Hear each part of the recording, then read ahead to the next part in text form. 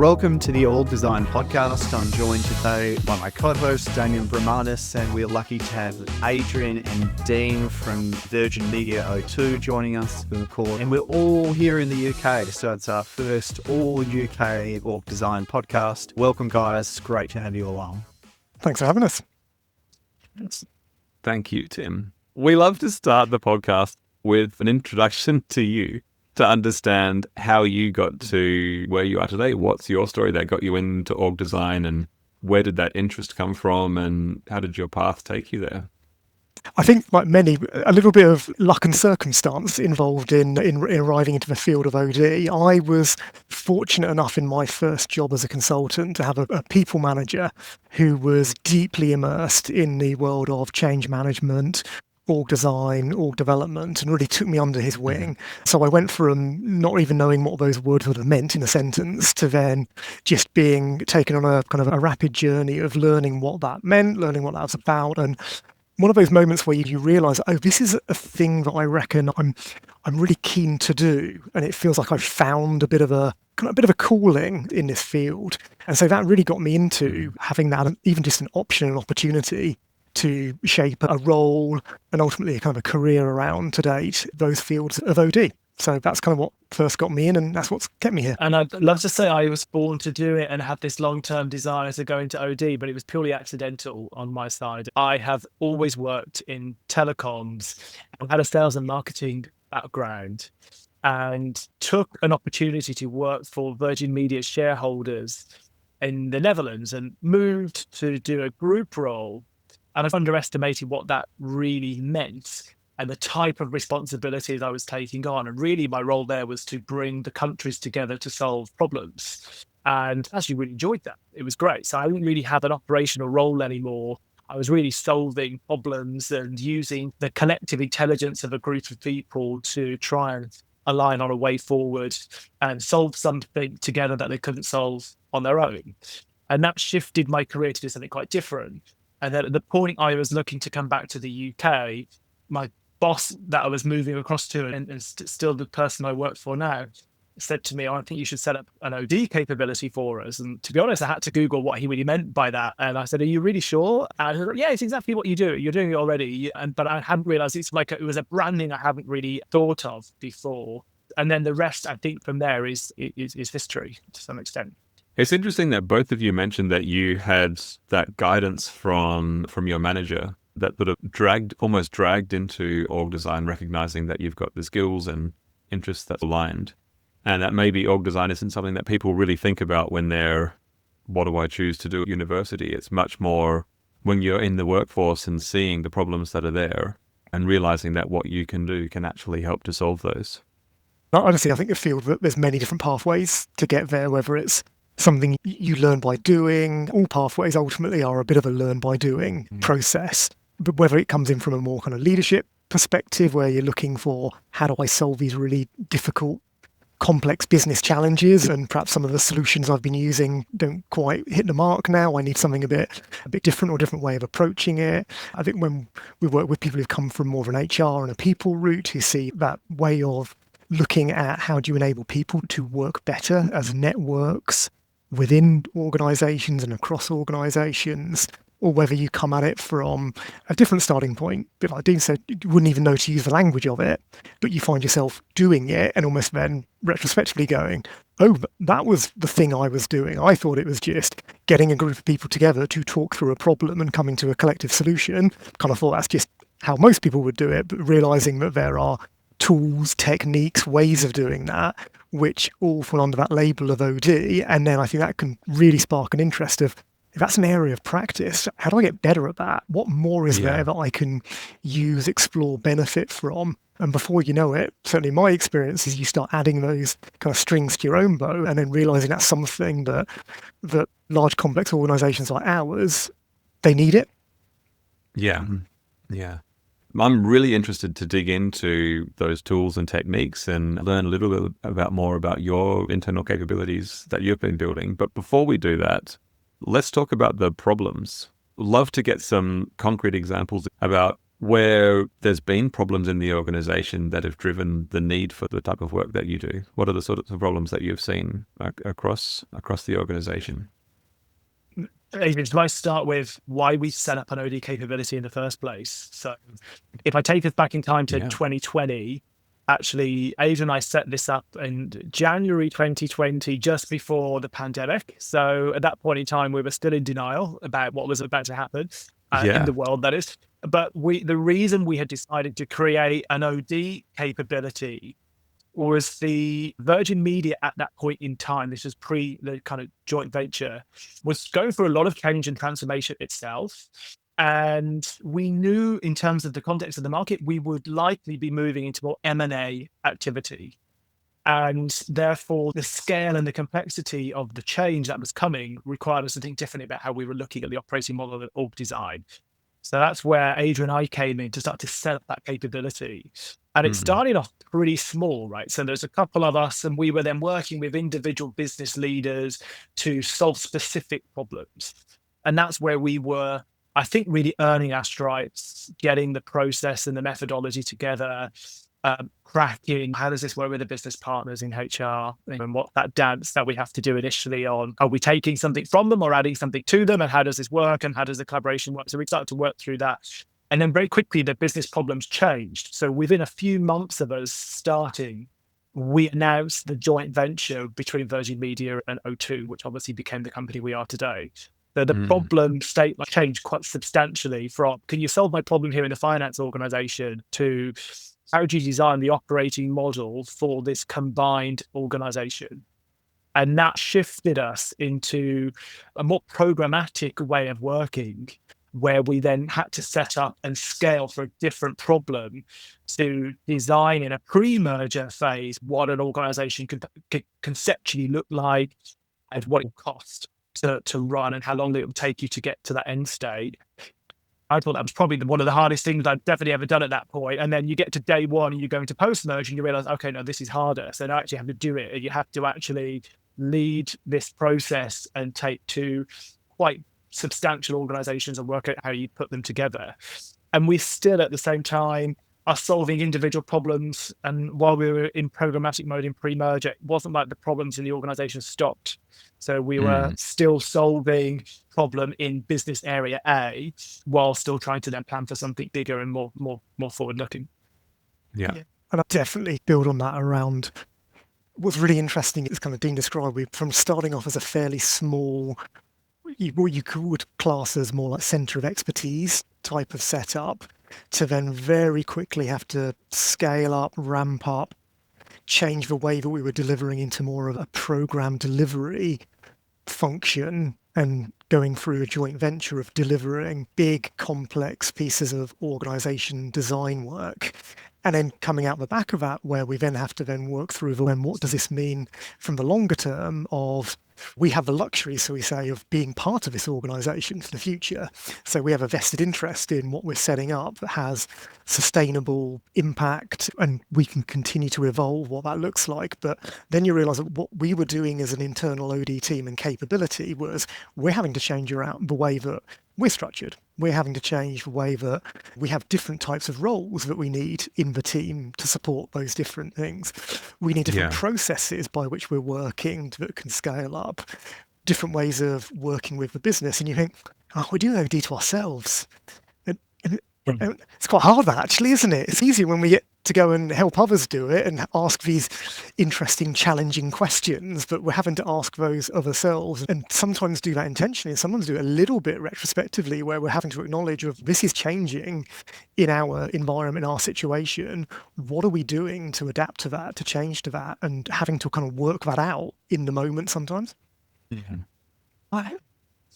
Thinking about organizations that we get to meet and talk to, they're often faced with problems, let's say in the pre-programmatic stage of what you're working on, but they don't often realize that they're org design problems. Can you share a little bit more about what does a problem look like that a department's having, or a leader might be having, or a general manager in the business might be having, and how do they know that they're looking at an org design problem, not just a business as usual problem?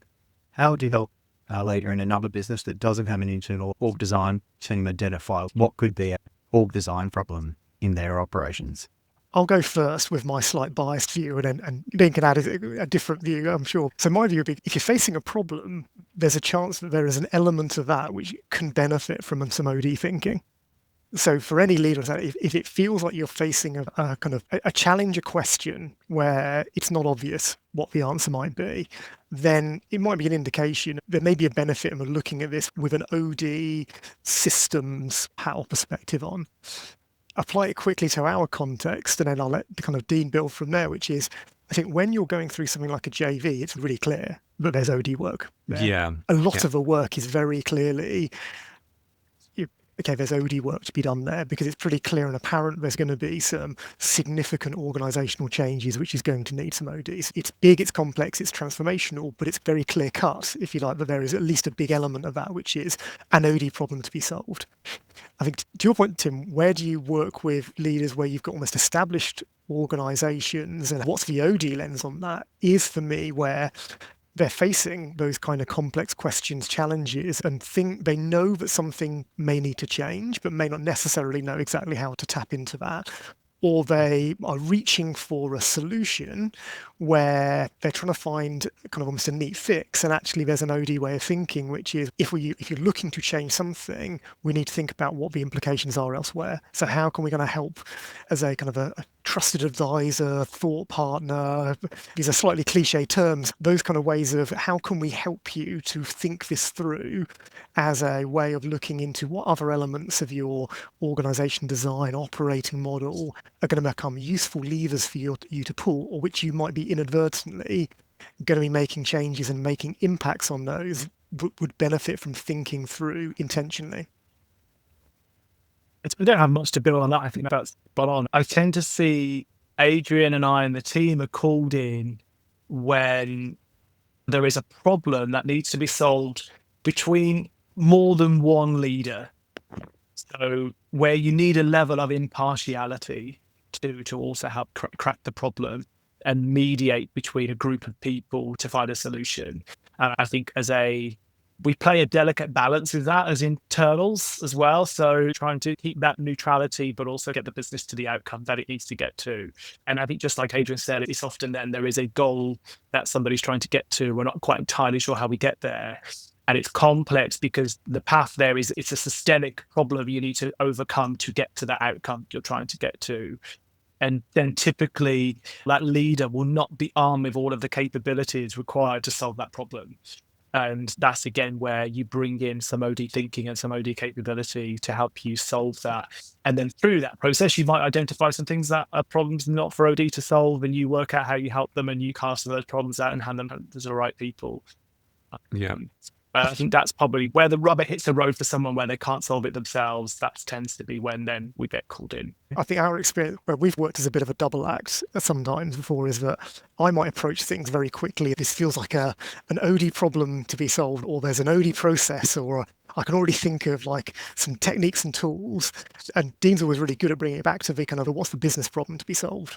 What's the leadership challenge? How do we approach this in the language of the business and the language of that leader, which is helping them rather than us turning up with, ta-da, we're here with OD superhero costume, ready to kind of get changed into. That's, I think, where he's always been really good at bringing that sense of what does this really mean to the business? What does this mean for the customer? How's that going to improve the way we work and operate? That's always been a great, as I say, bit of a double act and bit of a sounding board to really sense check, are we doing this to help the business rather than the sense that we're going to come in because we've got some like cool stuff that we like to do. There was something you mentioned there, Dick, about how sometimes leaders aren't equipped. If you could click your fingers and give every leader across the organization a particular skill or give them some knowledge, what is it that you would give every one of those leaders? That's a really nice question. I think there's a slightly different spin on it. And it's often, it might not be about them being equipped. It might be the capacity as well. Mm-hmm. And I think you see that a lot. So if you're operating a huge function or a big division and you have to keep the lights on and you have to transform it or change it at the same time, it's quite a lot to ask generally. So having a wingman, a wing person even to support you in that is super useful. Maybe the magic one piece to your question, I think, is really the art of facilitation and asking the right questions and diagnostic. Because if you're a leader, you know where you need to get to, the vision, you know the goal because you set it, right? So you should understand the outcome you're trying to get to, and then you can work backwards from there.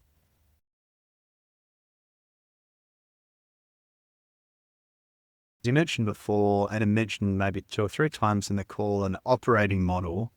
For a lot of leaders, they're familiar with an org structure, an org chart. They're familiar with leading kind of changes to their structure, but it's not as common in understanding on exactly what an operating model is.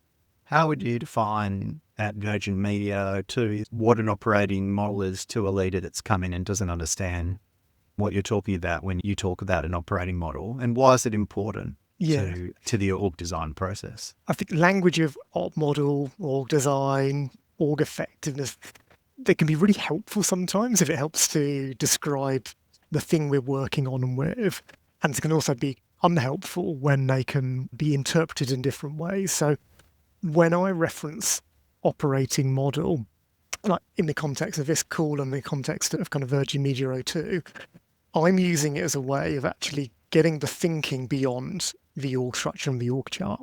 So for me, I'm using it as a bit of a shorthand to then go into what's the whole system that we're working with within the organization. That's a fantastic org chart on paper. Now, what's the reality of what's happening in practice? And where are things that are different between them? And what's the cause of some of those things? Or where can we go and do some diagnostic type work to go and look at how well is the organization working at the moment, and what are the indicators of that? And then I would use op model as a way of then breaking down into some of those different component parts to look at things like how well a process is working here, how well are decision making working and governance working here, what type of capabilities do we need now and for the future. So all of those for me could come under a broader banner of an operating model, but just for me provides a kind of a neat shorthand way of describing something which is beyond organizational structure and charts and very much into the whole system of the way things work. And I think sometimes it's helpful, sometimes it's not, but I think anything which is language or ways of entering into the conversation where you're able to explore different things and find the thing that hooks that leader in, they can recognize the issue at hand or gives them a way of hooking into, actually, do you know what? Yeah, decisions are a bit difficult to get made around here. I am facing that problem. Maybe we could explore different ways of how's the process of decision making happening? Where are those tension points in the system? So that's, to me, is when I use kind of language of op model, what I'm trying to get into is just expanding that kind of thinking around how we're looking at this system we're working within. And I think that links quite well to your last question as well, in terms of sometimes where maybe leaders get stuck. Because I think if you start with structure, that's often probably why you're getting stuck and might need to call someone like myself or Adrian in. We would typically try and keep people away from the structure part of the problem until the very end, and try and sit up front for a while and really take a step back and look more systemically at the operating model and try and crack that first and really start looking at what's the capability I need, what's the capacity I need, what are the processes that are running this organization. And then it makes solving the structure equation much easier. But typically the energy goes to structure first, and that's where you get stuck quite quickly. And often when you're called into a piece of work, there's already a structure that exists. And you end up then having to try and claw that out of their hands and then pull them further up the process and start somewhere else and then get back to the structure piece later. Yeah. You're obviously in quite a well-respected department that's well-known in the industry and obviously having a lot of good impact. How do you think Virgin Media O2 would look if your work wasn't done? If that department didn't exist and the org design capability wasn't there, what do you think the organization would look like today? I'll step in then while we think about it. My perspective on this is, I think as an organization, we'd have exquisitely well-designed functions within their functions, but a lack of cross-functional ways of working. So I think one of the things that we are able to bring, because we are in some of the unique position to be able to do this, is to look at the whole of the enterprise and to work in the spirit of we're interested in how the whole organization, the whole business works. And in a positive regard, in that a lot of our leaders here, they are having to think about the areas that they are directly responsible and accountable for. And that's the bit where Dean was mentioning earlier around what would you love to get from some of the leaders, is that having the time space to look up a little bit more often, the time space to pause, reflect, think about the kind of the impacts that goes across the business and the organization. So my response to what would look different is I think we would have effective things happening within the organization, but where I feel like we've been able to provide impact and value is particularly as we look across functions and look at how things work as a whole business and a whole system, and encourage that type of thinking to get people beyond just their immediate boundaries of what they're responsible and accountable for, and thinking of the implications, the impacts that has when you sit that within a broader context of the whole business that they're operating within. Yeah, that really resonates with me. And I've seen so many organizations and worked in organizations where you look like we're doing great, like everything that we do is fine, but when you look at the organization as a whole, it's chaos. And I'm sure like we're underperforming as an organization, despite the fact that our department's doing great. And I think that sort of same story plays out in so many organizations all around the world. And just perhaps to bring that to life a little bit, we had a piece of work last year where we were bringing 4 different functions together in a room, in the same physical space, where we were bringing kind of leaders from across those functions together and actually working through, rather than their individual areas, taking the kind of the big complex topics that crossed their areas and saying, how do we tackle this collectively? And it was one of the first times where actually I think those people had the experience of just sitting together in person to approach this as a collective problem or opportunity to solve, rather than trying to solve it in their own individual areas. And we had really positive feedback coming out of that around actually just having that opportunity, literally the time and space, to come together and work through this with some sometimes light touch facilitation, but just some kind of fairly simple sometimes tools and techniques to guide through. But ultimately the main thing was getting the people together to work through it as a collective problem. And on that example, so like where just to bring that to life, that was about that those 4 leaders Adrian referenced was about 60% of our workforce and 80% of our revenue of our organization. So I wouldn't undersell when we talk about 4 areas together. That was a complex piece of work that Adrian and his team navigated through. I think the other bit in terms of what would look different, I would say our organization now is in a steady state of constant disruption. So we've gone through the peaks and troughs of an integration, but now there's constant transformation, constant change. What we're able to do, I think, is enable that in the most effective way possible. And by being, as well as an OD capability, we have complemented that now with a dedicated people change team, a programmatic team, a people data and analytics team dedicated to this kind of OE function. So then not only are we helping people with the design, we then have the right people up front that are working, well, how do you actually move the humans from and to the state, and how do you manage that process and deal with multiple trade unions to make that process happen? And well, how do you keep all of your baseline and your data and finance happy through that process and keep the wheels on the bus? So actually Adrian and the OD team can do brilliant work and facilitate and use all their tools and tricks without being distracted by some of the other noise that goes on around some of this change.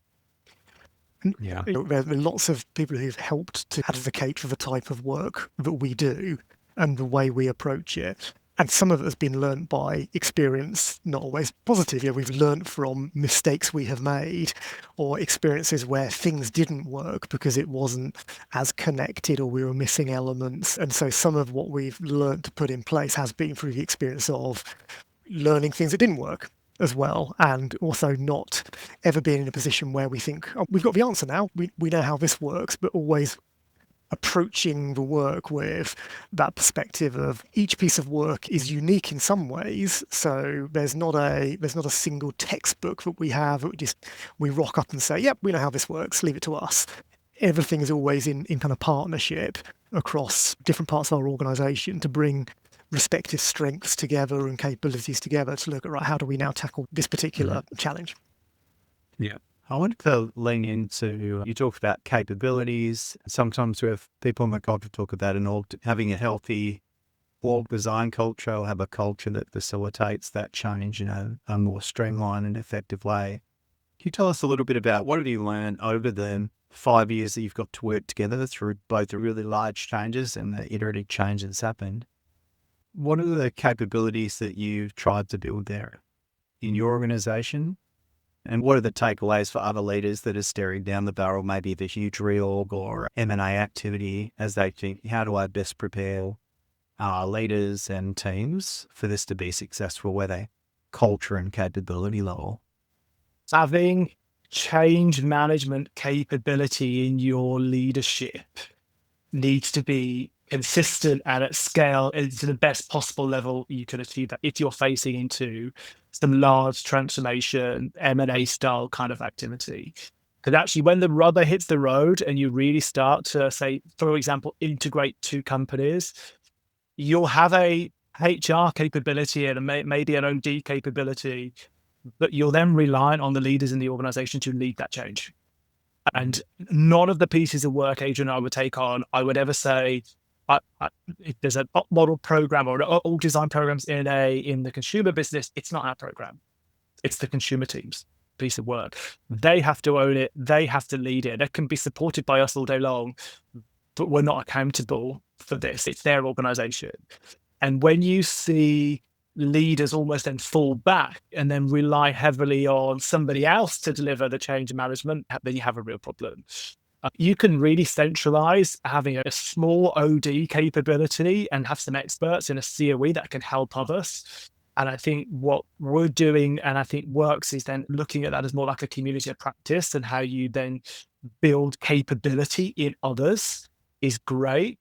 But the scale needs to be, leaders need to be equipped to be able to lead change, guide people through a change curve, speak authentically, own the message. And so this becomes a broader than kind of comms, change management piece that is critical if you're staring into a big transformation. Adrian, you mentioned there were some really simple tools and techniques that you used to be able to go through that process. I'm sure there's leaders out there who are listening wondering what those simple tools and techniques are. Is there something that I could pick up and use tomorrow to be able to help navigate organizational design problems in my own company? What are some things that you'd suggest that they look into? Yep, I think as ever, there are hundreds of tools, techniques, textbooks which can all help here. I think one of the things that for us and our teams do really is actually using the kind of the facilitation, consulting type skills, where it's matching the needs with bringing in the right tools and templates. So in answer to your question, yes, there's many kind of tools, templates we would use. Almost a bit of a sign for us is the tool and template simple enough that we could turn up to a room, get a blank piece of A3 paper and draw the template out and use it in the moment? Because to me, that's a sign of it's going to be easy to engage with. It's not too overcomplicated. When we're in the process of facilitative problem solving, solutionizing, idea generation, lots of different kind of tools, but a lot of them are down to very simply, can we sketch this out on what are you trying to solve? What are you trying to get from and to? Can we drill down into the details around what are some of the strengths we've currently got we need to retain? What are some of the areas of problems that we're trying to solve? That's some of the upfront pieces, and how do we go about gathering the right data and evidence for that? And then there are certain design tools and templates to be used based on, or which part of the operating model are we trying to focus on? Is it more about clarity of accountabilities, in which case let's get some accountability frameworks and write that out? Is it more capability based, in which case do we do more of a capability assessment? Is it more decision-making governance? What's our structures and mechanisms for those things?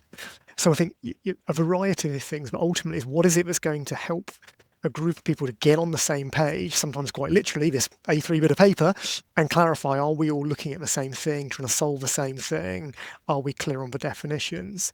And perhaps the only little bit I'd add to it alongside that is where we have got tools that enable us to do more of a real-time organizational modeling as well, which is a bit more of a technical tool to use.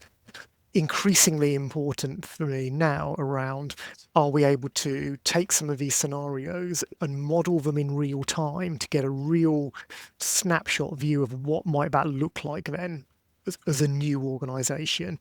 And the better we have those with a kind of a data that sits behind that to be able to understand impact, that is also becoming a more and more of a useful tool and enabler to the work we do to get that real-time data insight modeling alongside that. But I'm always astonished by how many tools and tricks Adrian does have when it comes to going through this process as well. So there's always a new one for me. So I'm always learning at this. But I think it's pretty simple as well. I would avoid all of the complexity up front about what the current problems are and start future back, as we would term it in VMO2, and start from where do you want to be? Where do you want to get to? What's the end state? And that gets a lot of energy, and it's much easier then to think about, just forget all the problems and how you get there. Let's think about where do I want to get to and what does that look like? And that will help galvanize a group of people and that vision. And then you can do the hard work. How do I work backwards? How do I get from where I am today through to that end stage? Don't start from where am I today and where are all the problems, because that's a negative place to start from, and that might drive you to the right outcome. And then ultimately, once you've got that vision aligned, it's then a co-creation exercise. So get the right people in a room to help you work through how you get there. And you can put a simple outline of a framework and a process together on the steps you're going to go to get there. But ultimately, if you get the right people together, you will work it out and you'll guide those people to that endpoint. And the other kind of mix, the tool I'd have in the mix is some kind of capability framework. Because if you can anchor people around business capability, actually it's much easier and much more objective to talk about that than it is roles, people, functions. And if you're in an early phase of an org design process and you hear people using people's names, it's a red flag, you shut it down. So if I say, oh, it's Fred, but Fred's really good at doing X, shut it down. You're heading down the wrong path. You have to keep the people and the kind of current roles at it for as long as you can and be much more objective. And a capability framework will help you do that. So you might need a billing capability. You might need a vendor management capability. You might need a supply chain capability. Operate at that level, and it'd be really high level at the start, and then start to peel the onion and get more detailed. But that will help you be more objective and keep some pace and getting lost in the weeds in the process as well. Yeah, that's really good advice. I'll add one more, because if you want a bit of a cheat sheet, I suppose, from me, if I think of if I was to go into a conversation totally unprepared and unarmed, if you like, and what's the one thing I'd take in with me, it would be some kind of a systems model. It would be something, whether it was a Galbraith or we have a slightly adapted one we use within Virgin Media O2, I could go in there and be pretty confident that the conversation, wherever it starts, wherever it ends, there'll be something here which may be of use in this conversation to go, so where do you think the problems are? Is it process, governance, capability structure? Or have you already come up with some ideas, in which case, where would you need to be changing? So yeah, if you want a real cheat sheet, that would probably be my one go-to in the back pocket. That's going to come out and get me something of value in this conversation if I had nothing else on me. I have a question for people that are in the organization that maybe in that same point you were when you're asked, hey, we're thinking we need in our organization an org design capability. Can you look at what it'd take to put a team or function or department together to be able to support the rest of the organization and either letting into big change, or maybe it's just an organization with lots of change going on? What would your advice be to that? Either an org design professional filling a slightly different role, or someone that's just naturally org design curious and has been tapped on the shoulder to consider that. What are the thoughts they should have going around in their head about the right time and way to build out an org design capability in their organization like you've built over the last 5 years? I suppose I want to know up front what's some of the capability that sits in the existing organization. So what's the maturity of the organization and what already exists, and how is it delivering org design today? So what's its kind of current state? What's the environment we expect to be operating in? And what's the leadership appetite and buy-in? Where is that coming from? Because without that, it's very difficult. And I think that's where Adrian and I are able to operate, because we sit within a people and transformation function. So that kind of helps that those two things are together. But we have a great relationship with the business partners. Neither of us can get the work done without one another, and we work really well together. And we have a good relationship with all of our exec co and our senior leadership team. And that is mission critical, because if they're not bought in to the idea of looking at things more systemically, looking at things more enterprise or cross-functional, then you're going to have a pretty hard time operating. You'll end up producing tools and techniques and not actually getting into the action. I think advice for people looking to build something similar in organizations, building on what Dean was saying, what's the outcomes and the impact you'd want to make through having that capability internally, and then link to that then to guide you on what's the type of skills, capabilities and style you then want the people filling that role or those roles to have, because that's where the impact will come, is in the relationship building skills that those people have as much as the technical OD skills. Just thinking now out into the future as we close, there's been a lot of discussion, market, about our own organizations and are thinking about both the technology and structure shifts that people are thinking about to accommodate that. How are you both thinking about the workforce of the future? And are you doing anything in your work to integrate or augment that shift we're seeing in technology around AI and LLMs into your workforces?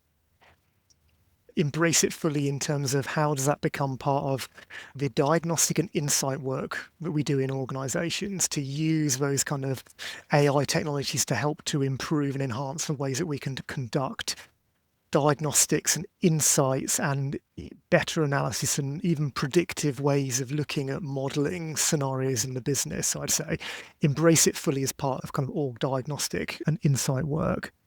The flip side of that, I'd say, is then almost helping with then what's the leadership and organizational capability we need to embed within the organization to work with that, and what's the real human and empathetic skills and styles and things that we need to also dial up alongside that to enable us to work effectively as a human and technology driven organizations, and how do we make that work really effectively. So those are the things I'd say, absolutely embrace it, and also look at what's the implications for the human networking side of the organization and those types of leadership skills of the future that needs to embrace that, work with that for the effective organization of the future.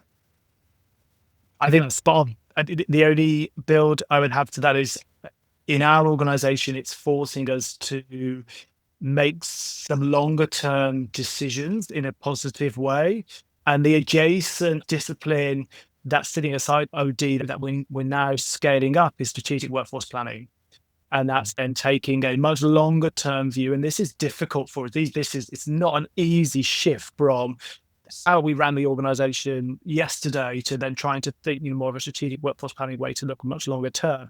And then think about the organization in terms of capability and skill, rather than roles and people. And then you can start to be objective and say, actually, based on the disruption or the benefits we see from AI, what will happen to those capabilities over time? What therefore happens to the skills and the capacity that we need in the organization over time? And how do we then work to get from A to B? And do you buy, build, borrow, bot? How do you get there? This is really cool.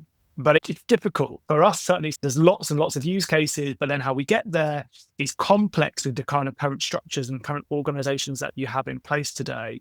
And then how do you reskill a whole workforce to be ready for the type of change that is coming at the scale and pace that the change is coming? Then that becomes pretty cool, pretty exciting. But to do that work well, you need to understand your total workforce, which is probably a whole other podcast for a whole other day. And that's really difficult with an organization like ours, where you outsource a lot of your capability and then trying to understand, well, what are you really spending to run that capability, and how much human effort is behind that capability, and what skills are there when you've outsourced a lot of that work, but you might not want to outsource that long term, or AI might replace the humans altogether.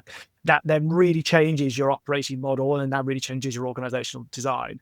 So I think the work ahead of Adrian and I in the coming years becomes really interesting, far more complex than what we've had to do so far.